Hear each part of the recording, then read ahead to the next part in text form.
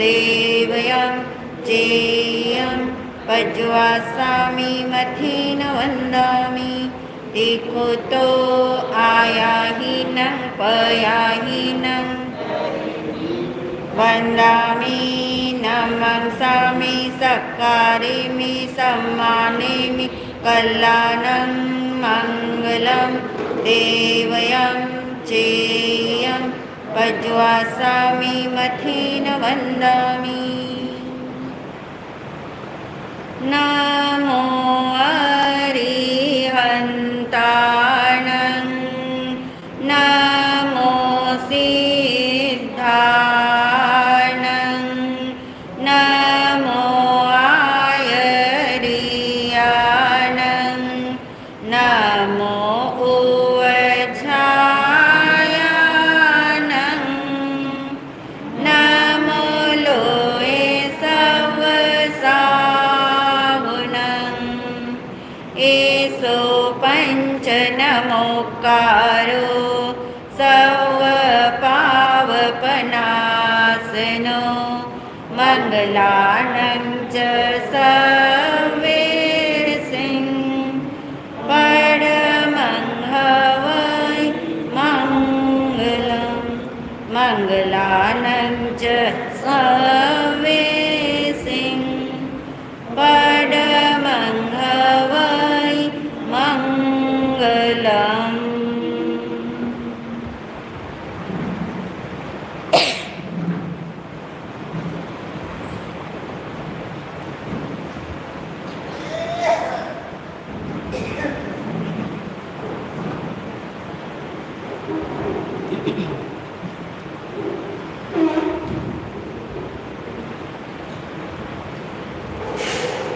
आत्मस्वरूप को ध्याने हेतु आंखें बंद करें।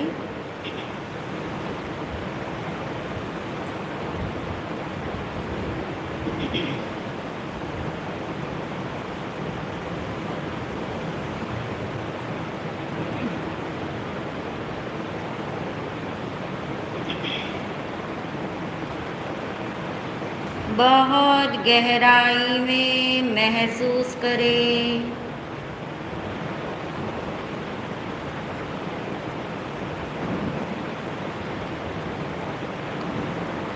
अपने होने का एहसास करें।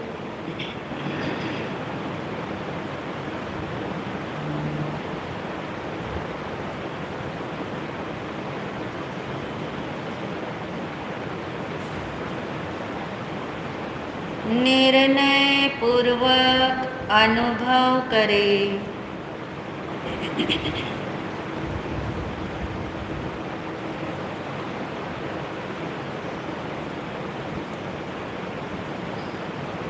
मैं आत्मा हूँ।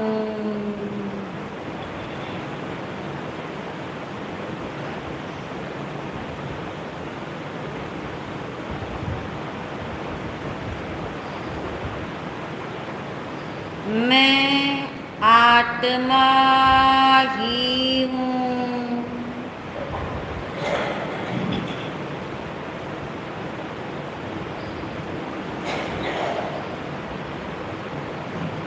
आत्मा के अलावा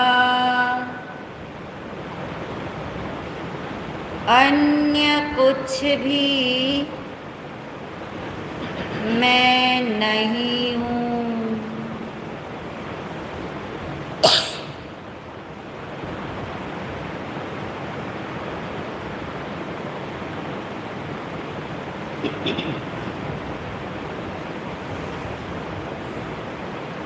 मैं शुद्ध आत्मा हूँ। मैं शुद्ध आत्मा हूँ।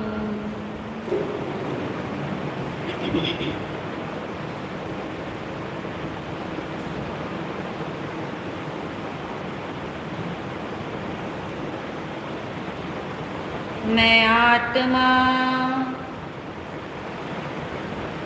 अनंत शांति का धाम हूँ।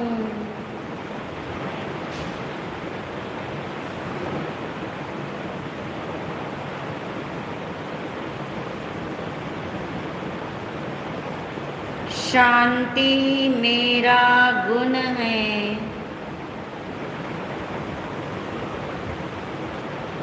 मेरा गुण प्रत्येक आत्म प्रदेशों में फैला हुआ है।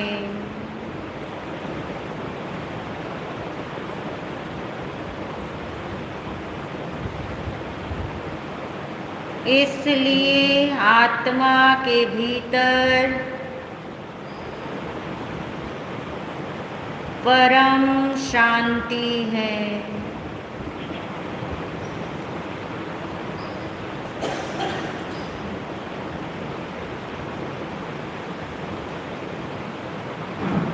अंदर में शांति का ही प्रवाह है।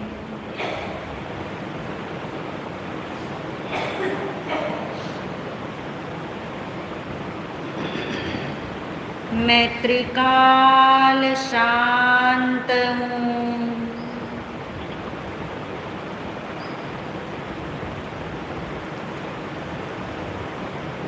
मैं अनादि अनंत शांत हूँ।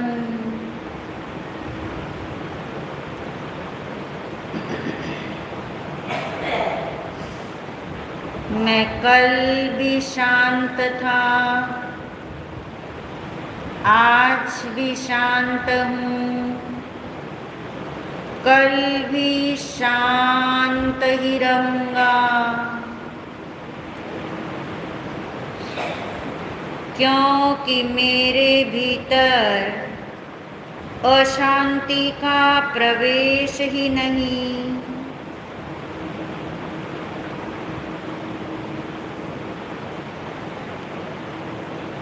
मेरे भीतर आकुलता व्याकुलता नहीं।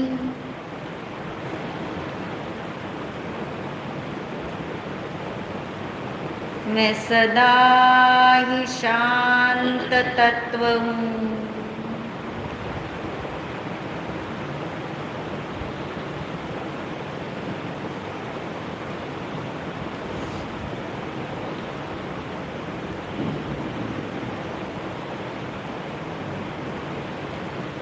कर्मों का उदय भी मुझे अशांत नहीं कर सकता।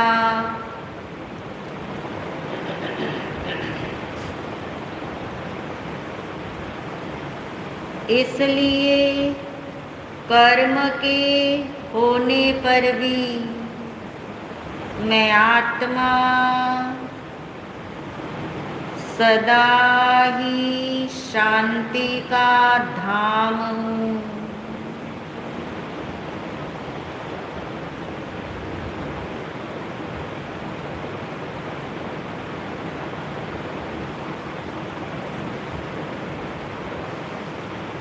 अपने भीतर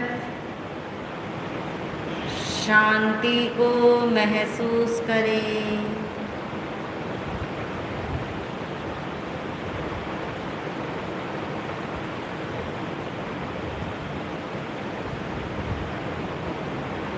राग द्वेष कषाय का कोलाहल चारों ओर होने पर भी मैं आत्मा निज स्वरूप में शांत ही रहता हूँ।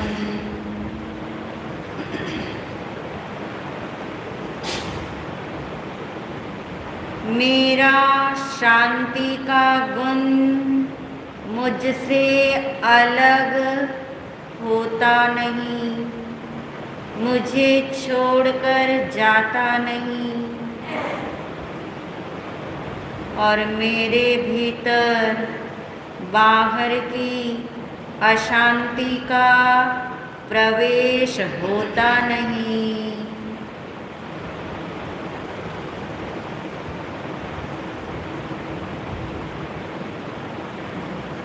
इसलिए मैं आकुलता व्याकुलता से भिन्न हूँ, बेचैनी से अलग हूँ, अशांति का मुझ में प्रवेश ही नहीं।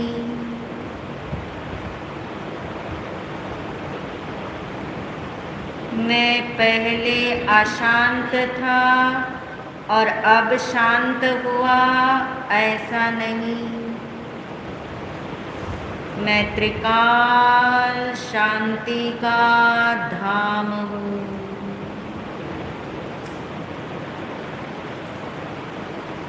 मैं शांत रसधारी हूँ।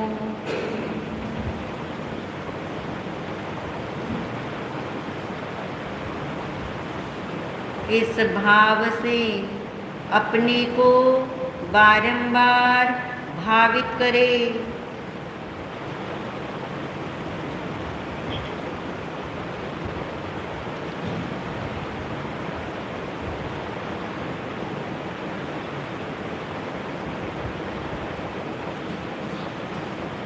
शांति सदा है, न अशांति का काम।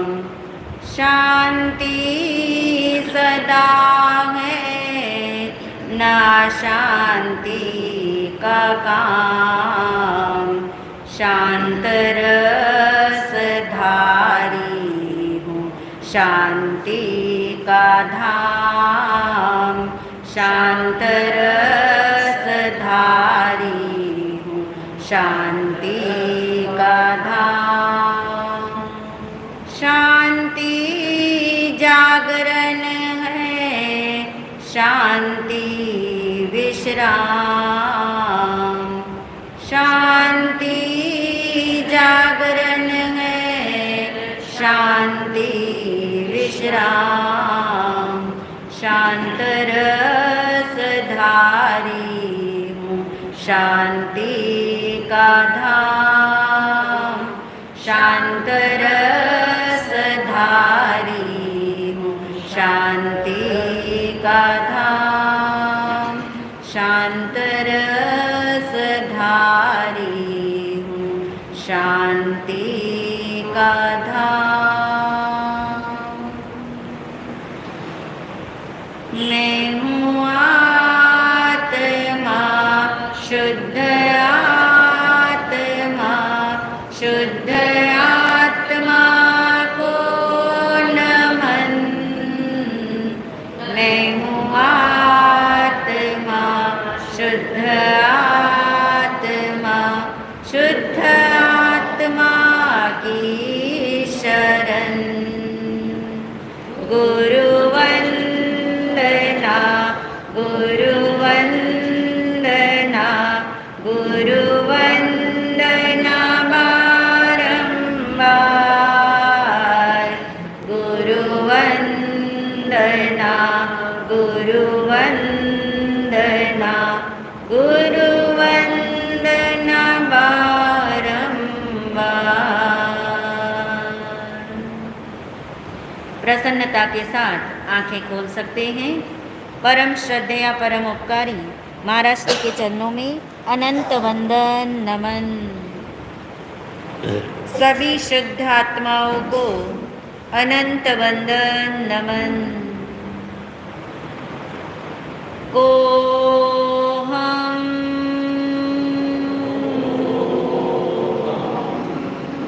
सो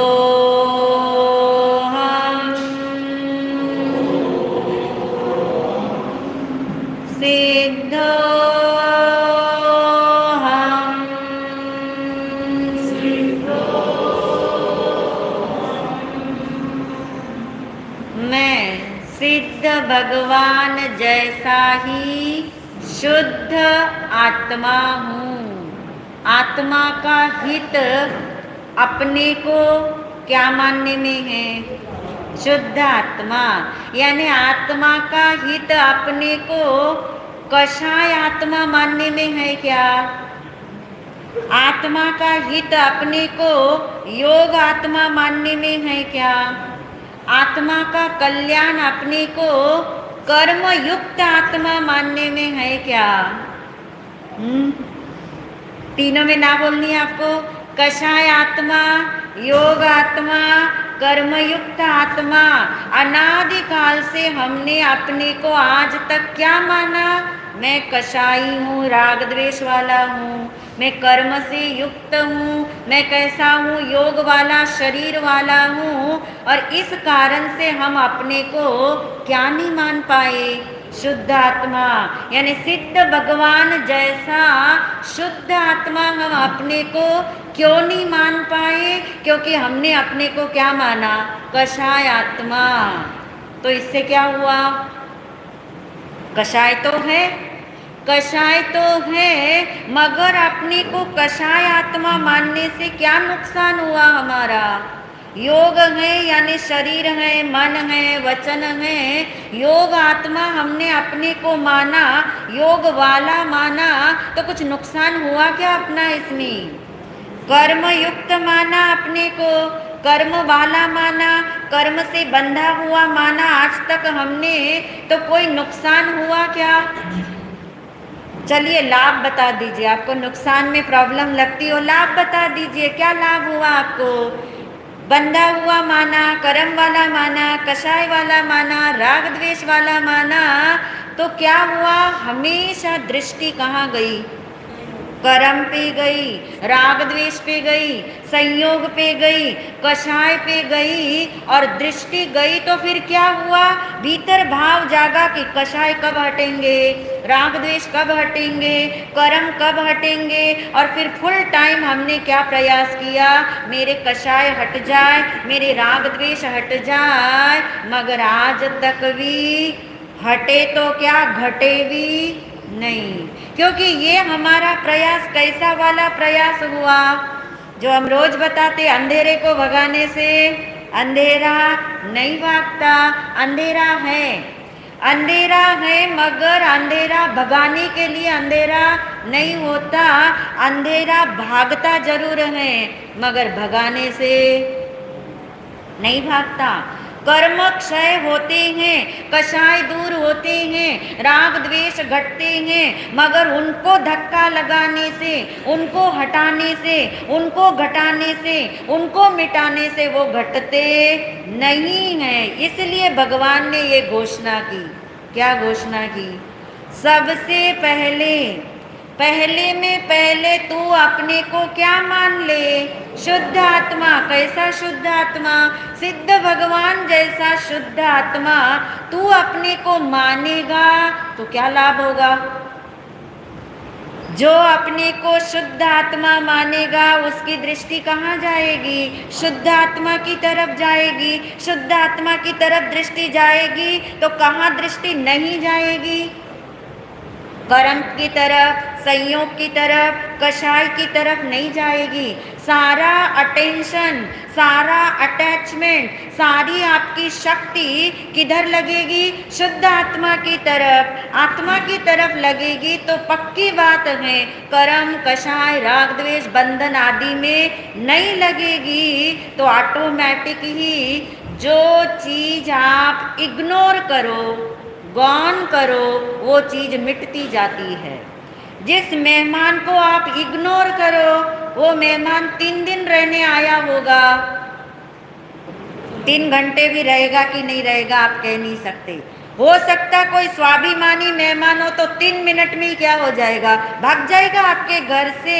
ऐसे ही ये प्रोसेस है, ऐसा ही प्रोसेस है। हालांकि मेहमान बिना बुलाए आया नहीं है, कर्म भी बिना बुलाए आए नहीं है।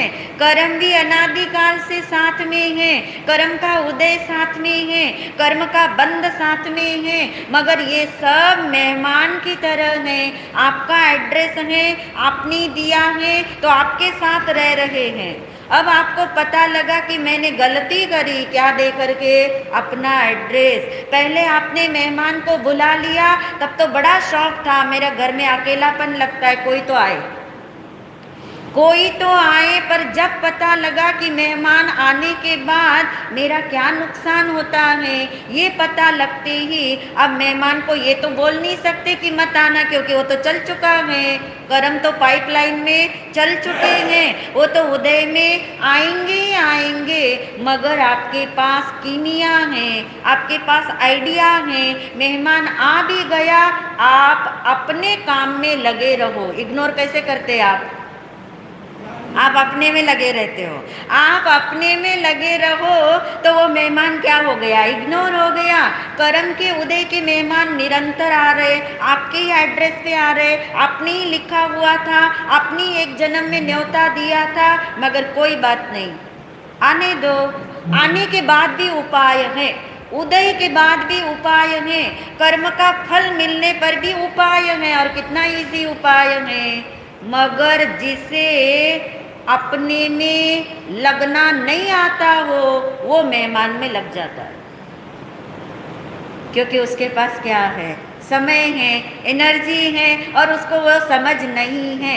जैसे ही इंटरेस्ट आपका मेहमान में है तो आप मेहमान की ओर आकर्षित होंगे। अगर आपका इंटरेस्ट किस में है, अपनी तरफ है, तो अपने आप मेहमान को भगाना नहीं पड़ता, बोलना भी नहीं पड़ता, चाय पानी भी, क्योंकि चाय पानी पिलाओगे तो रुक जाएगा। चाय पानी पिलाने का मतलब एक नज़र भी आपने उसको दे दी तो अट्रैक्शन किसका आया, कर्म के उदय का। बस यही ट्रिक है, यही रहस्य है, यही उपाय है। कर्म रहे तो रहे, कर्म का उदय रहे तो रहे, कर्म का बंद होता रहे तो होता रहे, मगर हमें ये पता लगना चाहिए कि अंधेरे में ही दीपक जलाया जाता है या कोई उजाले में जलाता है। अंधेरा भगाने के लिए अंधेरे को भगाया नहीं जाता, अंधेरा भगाने के लिए दीपक जलाया जाता है।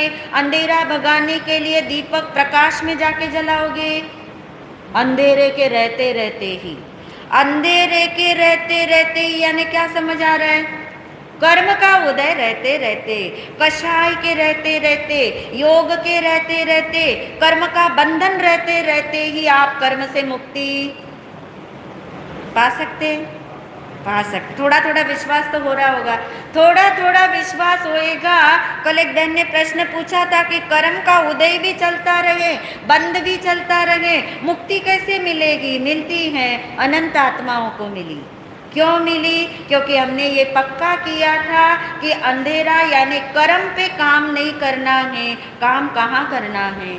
अपने पे, अपनी और आना है, भगाना कर्म को है, अंधेरे को भगाना है, मगर अंधेरे को उठा उठा के डालना बाहर नहीं है। और अंधेरे में ही दीपक जलाना है। जलाते हो ना?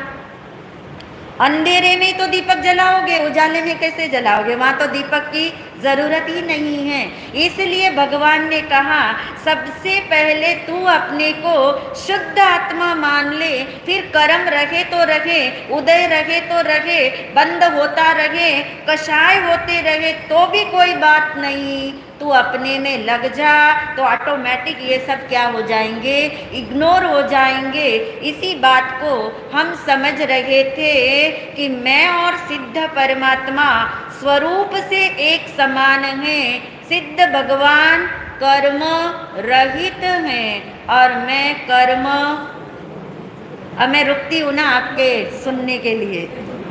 मैं कर्म सहित होते हुए भी, इस पे भी जोर डालना, मैं कर्म सहित होते हुए भी, अंधेरा होते हुए भी, मैं कर्म सहित होते हुए भी, मैं इसी समय अभी की अभी कर्म से क्या हूँ? जुदा हूँ। क्यों जुदा हूँ? क्योंकि एक दिन कर्म क्या होने वाले हैं? जुदा नहीं है मेरे स्वरूप में, सिवाय किसके? अपने अनंत गुणों के, क्योंकि सबके आत्मा के अपने अपने अनंत गुण। मेरे अपने अनंत गुणों के, मेरे अपने आत्म प्रदेशों के अलावा मेरे अंदर किसी की भी एंट्री तीन काल में भी नहीं हो सकती। इसलिए कर्म कहाँ है? संयोग में है। और थोड़ा सा हम कर्म चक्र को समझ रहे थे कि ये संयोग में रहने वाला कर्म चक्र, कर्म कितने प्रकार के, कितने प्रकार के हैं कर्म? 3। नंबर 1 द्रव्य कर्म, जो आपके 8 कर्म है वो किस में आ गए? द्रव्य कर्म में। द्रव्य कर्म, फिर दूसरे हैं भाव कर्म, तीसरे हैं नो कर्म। इन तीनों के मूल में कौन है? द्रव्य कर्म है। कार्बन शरीर जिसका नाम हमने दिया, कार्बन शरीर और आत्मा दोनों एक दूसरे के संयोग में हैं। कितने काल से? अनादि काल से संयोग में भले रहे, पर कल हमने पक्का किया था स्फटिक मणि जो है लाल कपड़े के संयोग में है, लाल कपड़े पे रखा हुआ है, तो फिर क्या हुआ? लाल हुआ कि नहीं हुआ? लाल नहीं हुआ। फिर भी लाल देखने वाले को लाल दिखेगा कि नहीं दिखेगा? दिखेगा कि नहीं दिखेगा? दिखेगा। संयोग किसका है? लाल कपड़े का, तो स्फटिक मणि लाल दिखाई देगा। क्यों दिखाई देगा? क्योंकि उसमें क्या आती है? रिफ्लेक्शन है। वो इतना निर्मल है, इतना ट्रांसपेरेंट है कि उसके अंदर संयोग का क्या पड़ता है? रिफ्लेक्शन पड़ता है, मगर वो संयोग उसके अंदर में प्रविष्ट नहीं हुआ। वो लाल रंग का कपड़ा या लाल रंग स्फटिक के अंदर चले गए? चले गए? नहीं। क्यों नहीं गए? क्योंकि यदि हटा दोगे कपड़ा तो स्फटिक वापस वैसा की वैसा ही है। इसका मतलब पहले भी वो वैसा ही था, संयोग होने पर भी कैसा था? वैसा की वैसा ही था।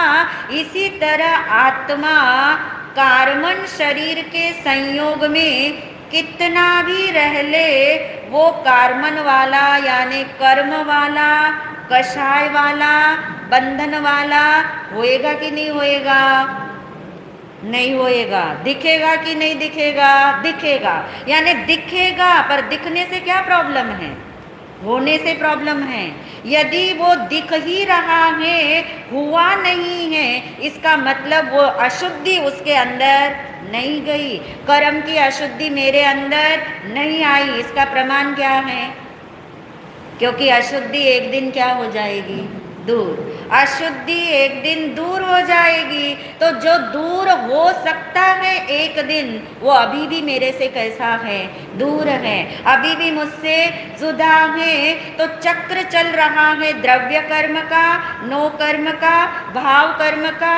इसमें हमने द्रव्य कर्म का निश्चय पक्का किया था कि ये कार्बन शरीर, ये 8 कर्म मेरे साथ कब तक रहने वाले हैं? क्योंकि कब से हैं ये तो निर्णय आपको हो गया। कोई है डेट? इसकी डेट है कि कर्म कब से है, कार्बन शरीर कब से है? फिर उसका नाम हमने अनादि दिया। अनादि काल से है। कब तक रहेंगे? जब तक मोक्ष नहीं मिलता। यानी कर्म तब तक रहेंगे, कार्बन शरीर तब तक रहेगा जब तक क्या नहीं मिलता? मोक्ष नहीं मिलता। मगर इसका मतलब ये नहीं है कि उनके रहते रहते क्या नहीं मिलेगा? मोक्ष। यानी मोक्ष मार्ग खुलेगा, सम्यक दर्शन होगा, केवल ज्ञान होगा, तो कर्म के रहते रहते ही होगा। इसका मतलब कर्म हमारे लिए बाधक नहीं है। आपके शरीर पर पहने हुए कपड़े आपके शरीर पर 12 घंटे 24 घंटे रहते हैं। रहे तो रहे, कोई फर्क पड़ता है? कोई भार लगता है आपको इसका? कोई याद आती है बार बार मैंने कपड़ा पहना है, मैंने कपड़ा पहना है, ऐसे याद आता है आपको? नहीं। कपड़ा पहना हुआ होने पर भी आप शरीर को शरीर ही महसूस करते हो और कपड़े को कपड़ा ही महसूस करते हो।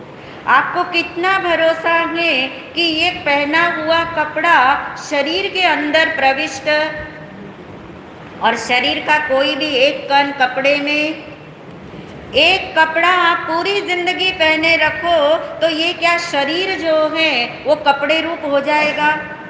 कपड़ा शरीर रूप हो जाएगा? जबकि दोनों कैसे पुद्गल हैं? दोनों पुद्गल हैं, दोनों अजीब हैं, फिर भी एक दूसरे के अंदर मिक्स होते नहीं, एक दूसरे के रूप होते नहीं, एक दूसरे के कारण भी नहीं है। कपड़ा उतार दोगे तो भी शरीर रहेगा, शरीर अलग हो जाएगा तो भी कपड़ा रहेगा। यानी दोनों एक दूसरे की वजह से भी नहीं। बस ऐसे ही समझ लीजिए। ये कार्बन शरीर और ये आत्मा अनादिकाल से साथ साथ रहते हुए, एक मेक रहते हुए भी कर्म कर्म है, आत्मा आत्मा है। आत्मा कभी भी कर्म रूप नहीं होगा और कर्म कभी भी आत्मा रूप नहीं होंगे। जड़ कभी भी चेतन नहीं होगा, चेतन कभी भी जड़ नहीं होगा। ऐसा भरोसा पड़े, विश्वास जागे, निष्ठा बैठे कि ऐसा ही मेरा स्वरूप है, तो फिर ये द्रव्य कर्म का उदय भी कब तक रहने वाला है? कब तक उदय चलेगा? जब तक कर्म है। जब तक कर्म है तब तक कर्म का उदय है। तो कर्म आपने कहा जब तक मोक्ष में नहीं जाते तब तक कर्म बने रहते, तो इसका मतलब उदय भी तब तक रहता है। तो द्रव्य कर्म जब तक रहेंगे तब तक क्या क्या रहता है, ये भी हमने पक्का किया था। क्रियाएं रहती हैं, मन वचन काया के योग रहते हैं। तो एक बात की निष्ठा बिठा लो कि मोक्ष में जाने से पहले तक जो जो भी रहता है, कर्म रहते हैं, उदय रहता है, बंद रहता है, तो भले रहे, मगर मेरे मोक्ष मार्ग में वे बाधक बनते। बाधक कब दिखाई देते हैं?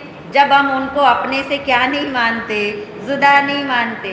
यदि हमने उनके साथ एक में एक हो गए, उनके साथ आकर्षित हो गए, तब तो वो आपको क्या पहुंचाएंगे? बाधा। मगर आपने उनको क्या जाना?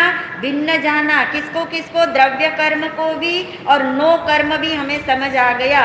मन वचन काया भी कब तक रहेंगे? जब तक मोक्ष में नहीं जाते। और कार्बन शरीर भी कब तक रहेगा? जब तक मोक्ष में नहीं जाते। तीसरा निर्णय अभी हमारा शेष है। कौन से कर्म का? भाव कर्म। भाव कर्म यानी क्या? राग, द्वेष, कषाय, मिथ्यात्व। कल हमने 3 शब्द लिए थे, मिथ्यात्व, कषाय और राग द्वेष। अब ऐसा करते, राग द्वेष भी किसमें सम्मिलित है? कषाय में। तो कषाय एक ही वर्ड रखते, क्रोध मान माया लोभ, उसी में कौन आ गए? राग द्वेष।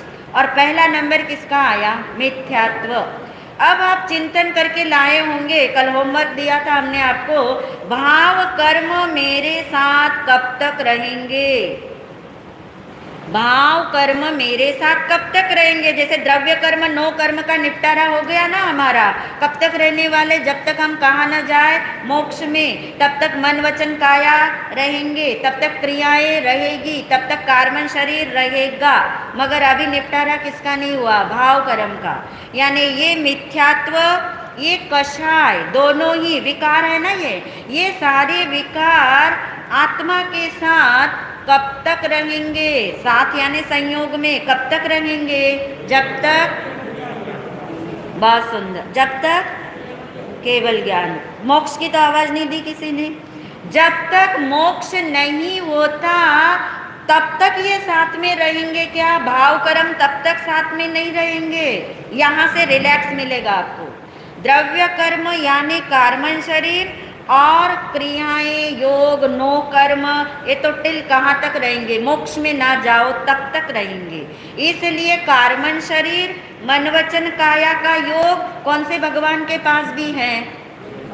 अरिहंत भगवान के पास, यानी केवल ज्ञान के बाद भी है। मगर अरिहंत भगवान के पास आप जानते कौन सा कर्म नहीं है? भाव कर्म नहीं, मिथ्यात्व नहीं है, कषाय और राग द्वेष नहीं है। तो पक्का निर्णय हो गया, भाव कर्म हमारे साथ कब तक रहेंगे? जब तक कौन सा ज्ञान न हो जाए? केवल ज्ञान। इसका मतलब पता है क्या हुआ? इसका मतलब ये हुआ कि जब तक केवल ज्ञान नहीं होता तब तक कौन रहने वाले हैं? भाव कर्म। तो ये भाव कर्म किसकी वजह से हो रहे, ये भी हमने जाना था। किसकी वजह से भाव कर्म हो रहे? राग द्वेष कषाय किसकी वजह से हो रहे? आत्मा की वजह से तो नहीं हो रहे ना, ये तो पक्का मालूम है। किसकी वजह से? द्रव्य कर्म यानी घाती कर्म। द्रव्य कर्म में भी जो घाती कर्म है उसके उदय से, मोहनीय कर्म के उदय से मिथ्यात्व भी है और कषाय भी है। अब थोड़ा सा एक प्रश्न का आप उत्तर दे दे, फिर हमें आगे ले जाना इजी हो जाएगा। मिथ्यात्व और कषाय में से सबसे पहले कौन खत्म होगा? मिथ्यात्व खत्म होगा कि कषाय खत्म होगा? अब चेक करना अपने आप को, हम किसको खत्म करने में लगे हैं? कषाय को। हम सोचते गुस्सा कम हो जाए, मेरा राग द्वेष घट जाए तो मुझे जल्दी केवल ज्ञान हो जाएगा। ठीक बात है, मगर कषाय तब तक नहीं घटेंगे जब तक क्या नहीं घटेगा? मिथ्यात्व। यानी सबसे पहले मिथ्यात्व क्या होता है? खत्म होता है। उसके बाद कौन खत्म होते हैं? कषाय। मिथ्यात्व खत्म होगा तो क्या होएगा? सम्यक दर्शन प्रकट होगा। कषाय खत्म होंगे तो कौन प्रकट होगा? केवल ज्ञान। और कार्मण शरीर और योग और क्रियाएं समाप्त हो जाएगी तो क्या होगा? मोक्ष। क्लैरिटी हो रही इसके अंदर? द्रव्य कर्म, भाव कर्म, नो कर्म। यानी क्लैरिटी हुई कि नहीं हुई? एक प्रश्न पूछती हूँ। जब तक द्रव्य कर्म रहेंगे तब तक भाव कर्म रहेंगे। सही बोला हमने? जब तक द्रव्य कर्म रहेंगे तब तक भाव कर्म रहेंगे नहीं। भाव कर्म के बिना भी द्रव्य कर्म रह सकते हैं। यानी मोहनीय कर्म, घाती कर्म पहले क्षय हो जाते हैं ना, और कार्मन शरीर तो बाद में भी रहता है, अघाती कर्म बाद में भी रहते हैं, क्रियाएं बाद में भी होती रहती हैं। तो जो चक्र चल रहा है कौन सा? कर्म चक्र। कर्म चक्र भूले तो नहीं? द्रव्य कर्म, द्रव्य कर्म के उदय में कौन से कर्म चलते हैं? 2 कर्म। कौन से? नो कर्म और भाव कर्म। ये कर्म का चक्र चल रहा है। कार्मन शरीर है, फिर कर्म उदय में आते हैं, फिर कर्म बंद जाते हैं, फिर कर्म का स्टॉक बढ़ता जाता है, फिर कर्म का उदय होता रहता है। ये कर्म का सर्कल कब तक चलना है? मोक्ष नहीं मिलता तब तक चलना है। अब काम किस पे किया जाए? सर्कल को घटाने का काम करोगे, कर्म को हटाने का काम करोगे? क्या काम करोगे? कर्म हटेंगे कैसे? अंधेरा भागेगा कैसे? अंधेरे को भगाना है, यानी अंधेरे पे काम नहीं करना है, अंधेरे में ही दीपक जलाना है। इसलिए भगवान ने कहा क्रिया से कर्म नहीं हटेंगे, क्योंकि क्रियाएं कब तक रहेगी? जब तक मोक्ष में नहीं जाती। मन वचन काया को हटाने से कर्म नहीं हटेंगे, कषाय को हटाने से भी कर्म नहीं हटेंगे। कषाय तो तब तक रहेंगे जब तक क्या है? केवल ज्ञान। तो फिर क्या उपाय भगवान ने बताया कि कर्म चक्र भी चलता रहे और कर्म क्या हो जाए? दूर हो जाए हमसे। तो उपाय बताया भगवान ने।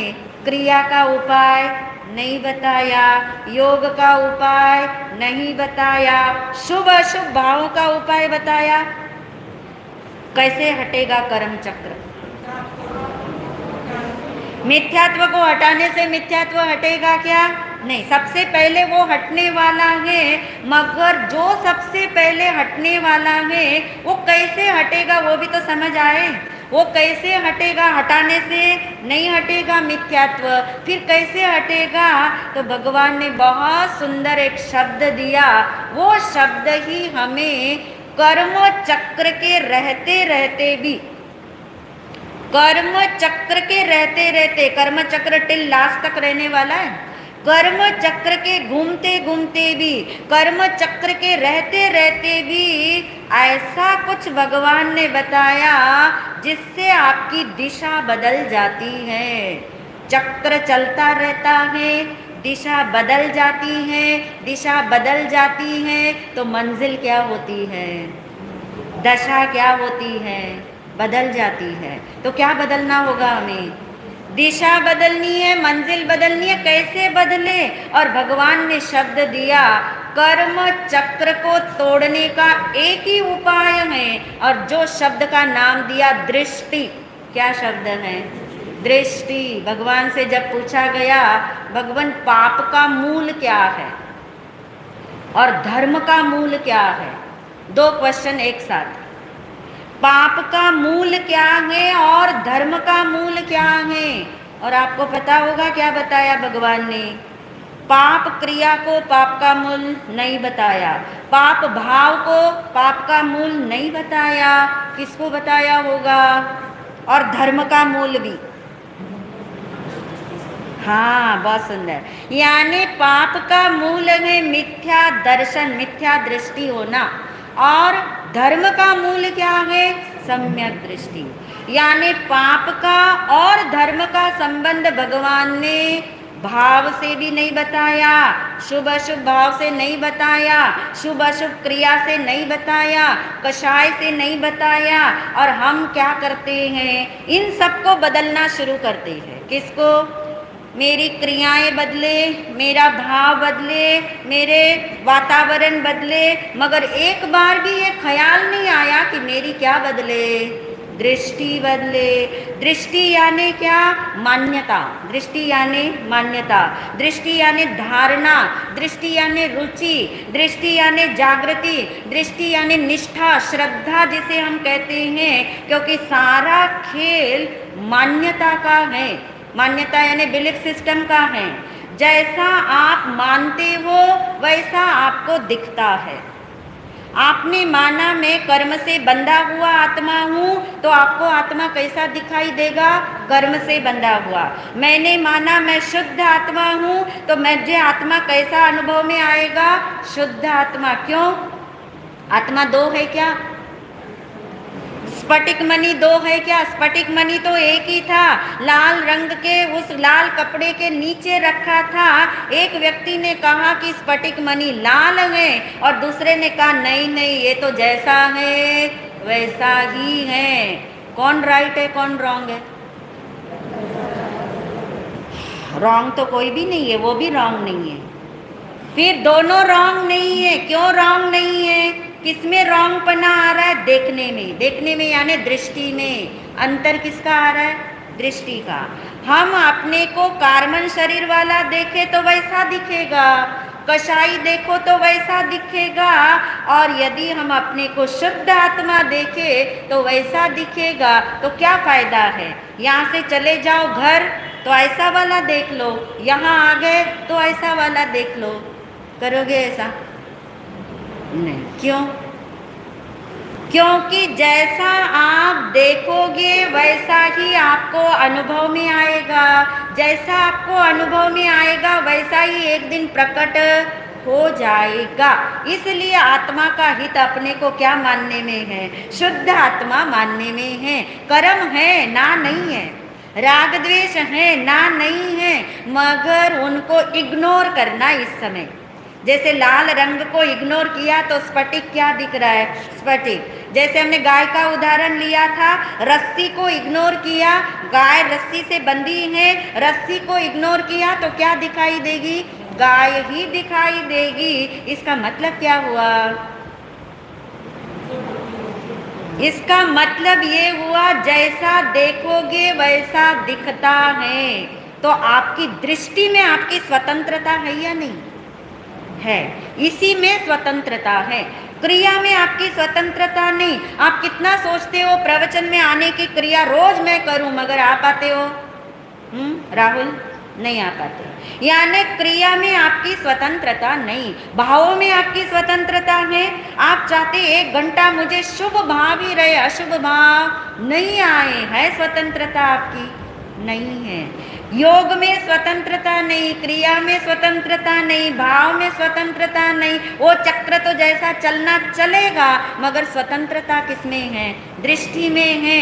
कई लोग नहीं प्रवचन में आए होंगे, फिर भी उनकी दृष्टि में शुद्ध आत्मा हो सकता है, और जो लोग प्रवचन सुन रहे होंगे उनकी दृष्टि में शुद्ध आत्मा नहीं भी हो सकता। किसका अंतर है? दृष्टि। यानी दृष्टि की ही सर्वत्र स्वतंत्रता है, और किसी चीज की स्वतंत्रता नहीं है। तभी तो भगवान ने कहा मिथ्या दर्शन पाप का मूल है, और सम्यक दर्शन किसका मूल है? धर्म का। धर्म की तरफ जाना हो तो दृष्टि कहाँ लगानी पड़ेगी? आत्मा की तरफ। और यदि संसार की तरफ जाना है, पाप की तरफ जाना है, तो दृष्टि कहाँ होती है? मिथ्या यानी पर के ऊपर होती है। जैसा जो नहीं है उसको वैसा मानने में होती है। तभी दुनिया में कहावत चली है, जैसी दृष्टि होती है वैसी क्या होती है? जैसे भाव होते हैं वैसी दृष्टि नहीं बोली, प्रभाव बोला। प्रभाव तो बहुत टेंटेटिव है। जैसी क्रिया होती है वैसी शुद्धि होती है, लिखा है कहीं शास्त्र में? नहीं। मगर जैसी दृष्टि होती है वैसी सृष्टि क्यों होती है? क्योंकि दृष्टि के बदलते पूरा सर्कल घूम जाता है।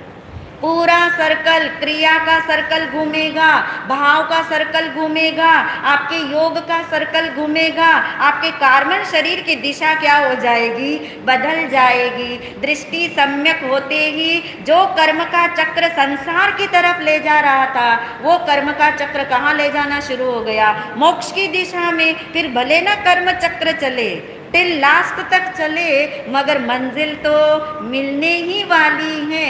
यानी बदलाव कहाँ से आता है? दृष्टि से आता है। क्रिया बदलने से आएगा कि नहीं आएगा पता नहीं है।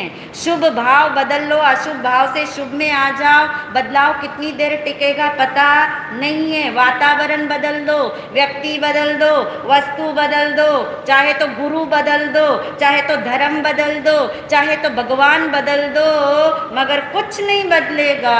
दृष्टि बदलने से क्या हो जाएगा?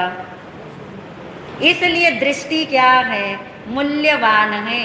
एक उदाहरण सुना दे आज आपको। आप लोग कहेंगे महाराज जी कभी कथा सुनाते ही नहीं है, दृष्टांत नहीं बताते। चलिए दृष्टांत आज बताते। एक व्यक्ति हैं जिसको सारे अंग उपांग बहुत सुंदर मिले हैं, सारा कुछ स्ट्रक्चर उसका देखो तो बड़ा सुंदर है, आंख भी खुली है, मगर बाद में पता लगा कि उसे आंख से दिखता कैसा लगता होगा? सब कुछ अच्छा मिला हो, आंख भी जैसी मिलनी चाहिए उसी प्लेस पे मिली हो, देखने की क्या नहीं मिली? नजर नहीं, दृष्टि नहीं मिली। अब दृष्टि जिसे नहीं मिली हो, जो देख नहीं सकता हो, तो उसके लिए सारी दुनिया कैसी है? सारी दुनिया में उजाला हो, मगर उसके लिए उजाला नहीं है, उसके लिए सारी दुनिया में अंधेरा है।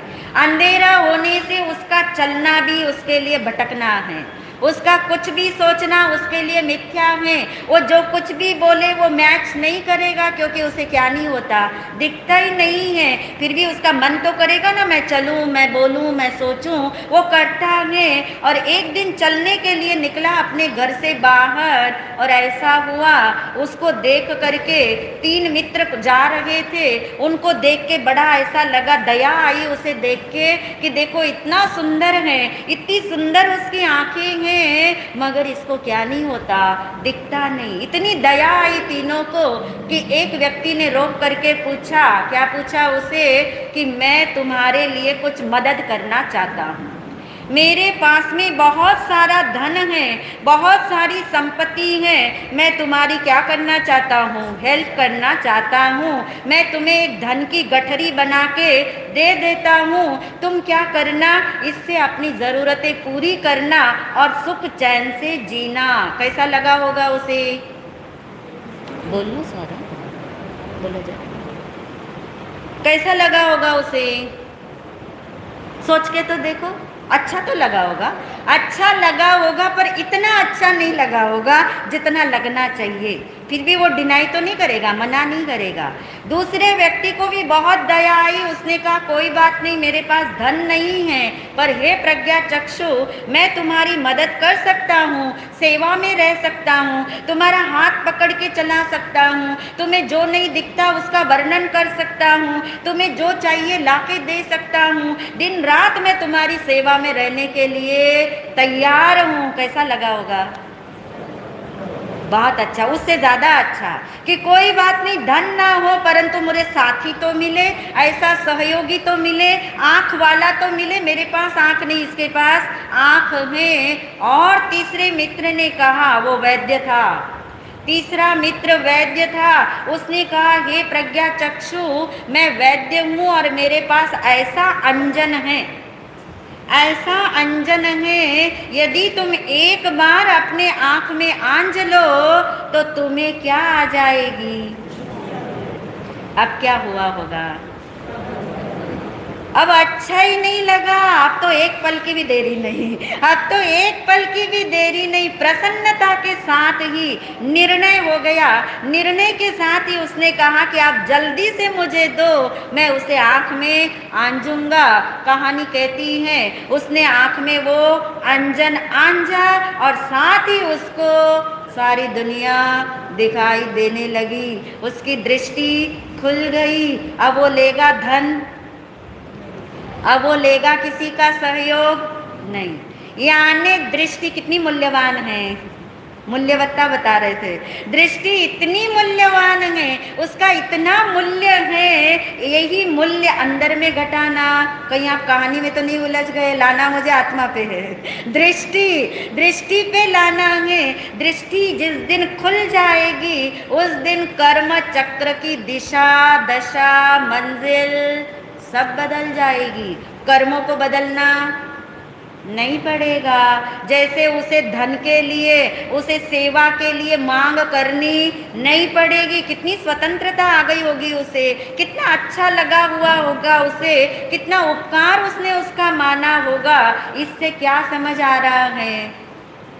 दृष्टि ही मूल्यवान है। नंबर 1, धर्म के अंदर भी, पाप के अंदर भी, आपके रोजमर्रा जीवन के अंदर भी दृष्टि बदलने से ही सृष्टि बदलती है। सृष्टि बदलने से दृष्टि बदलेगी कि नहीं बदलेगी, कोई गारंटी नहीं। सृष्टि बदलने का मतलब, यदि उस व्यक्ति ने धन ले लिया होता, उस व्यक्ति ने यदि हेल्प ले ली होती, उसका जीवन तो चल जाता, मगर वो चलना जीवन का बोझ ही होता, स्वतंत्रता नहीं होती। तो एक ही उपाय है कर्म चक्र से ऊपर उठने का। कौन सा? दृष्टि। वो कौन सी दृष्टि? आत्मदृष्टि। कैसे खुलेगी, कैसे कर्म चक्र का एंड होगा, वो हम आगे सुनेंगे इन्हीं भावों के साथ। ओम शांति।